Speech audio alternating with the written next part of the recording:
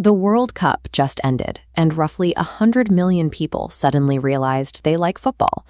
Now you have to pick a Premier League club. Welcome to the most dangerous decision of your life. The worst possible way to make this choice is to look at who happens to be winning right now.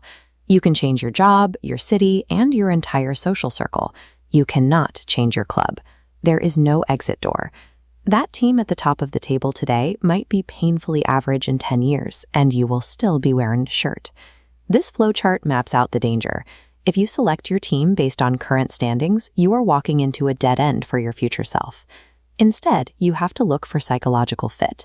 Every single club demands a specific emotional tax from its supporters, and you need a club that matches what you can actually afford to pay. We are categorizing these clubs by the emotional payout they yield. We aren't looking at points or form. We're looking at who these teams turn you into. Supporting a club is a permanent personality transplant. You are deciding who you want to become. Let's find your match. This chart evaluates every club by two competing realities. Are they peaceful or chaotic? Process-driven or emotional?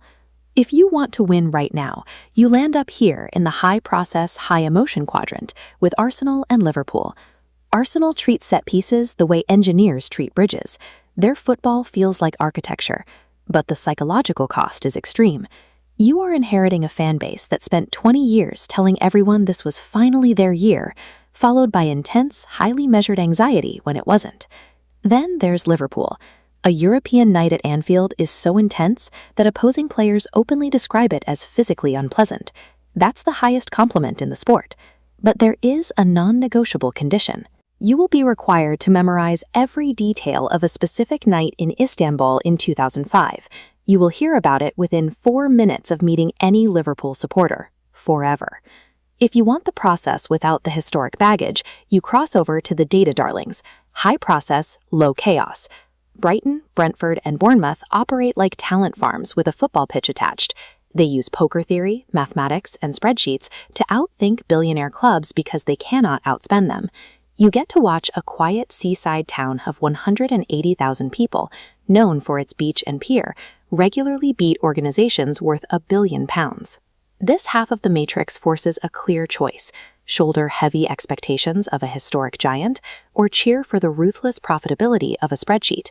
Down here in the bottom right, we drop the process and crank chaos. This is where the global financial giants live. The draw here is absolute global relevance. You get the most recognized shirts in the sport, endless media coverage, and the highest paid players. Take Manchester United. You inherit the biggest global brand in the sport, but you are trapped listening to people talk about 1999, while the club endures a brutal, decade-long rebuild. Or Tottenham. They offer the best stadium in Europe and brilliant attacking football. This cycle of hope and collapse is the product. You are signing up for the drama of the near miss. Then you have Chelsea, operating like a teenager's first video game save. They buy every promising 19-year-old on earth and hand them massive contracts. It makes absolutely no sense until they randomly win another massive trophy. And finally, Manchester City. They spent a decade operating as football's final boss, deploying beautifully organized dominance and a striker who scores every 80 minutes. But you will win constantly, and you will be told constantly by everyone else that none of it really counts. Every piece of silver arrives with a loud, exhausting argument attached. Aligning with financial dominance guarantees you will never be ignored. It also permanently attaches you to a toxic environment and endless debate. What if you don't care about clever analytics or global brands? We have to look at the extreme edges of our axis. On the chaotic edge, we have the atmosphere junkies. Newcastle United is the city's pulse. The noise and regional identity take precedence over actual football. Sunderland treats their club like the weather. It affects everything, you can't control it, and tens of thousands of people will turn up every week just to endure collective heartbreak. Crystal Palace takes its name from a Victorian glass building, which is strange enough, but they produce more noise per person than clubs 10 times their size. Fans physically drain themselves by October. If that sounds exhausting, look to the far left, the Peacemakers. Fulham is a beautiful old ground sitting right on the river. The fans are statistically the least disliked in the entire league. It is a nice Sunday afternoon that accidentally joined a football division. Or Nottingham Forest. They are football's cool uncle. They will spend considerable time telling you about their back-to-back European Cups from the 70s, and honestly, they've earned the right to do exactly that. These hyper-local identities force a final choice. You accept either absolute emotional exhaustion by October, or you embrace low-stakes, pleasant irrelevance. So here is the truth. You cannot optimize for winning forever. You can only optimize for the type of suffering you find tolerable. To see exactly what you're buying into, we can map your profile on this summary matrix. If you are a glory hunter, drawn to the immediate winners or the drama engines, you get the biggest stages in the world, but your daily reality will be extreme, measurable anxiety. If you are an analyst, aligning with the data darlings, you get to be the smartest person in the room.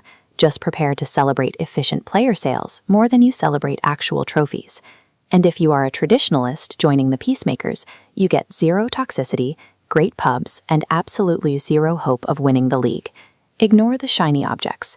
Trophies move around constantly, and the metal eventually tarnishes. The psychological weight of the fan base does not. The ultimate test of this decision isn't how you feel during a trophy parade in May. It's who you want to be on a freezing, goalless Tuesday night in February, when none of it makes sense. Choose wisely.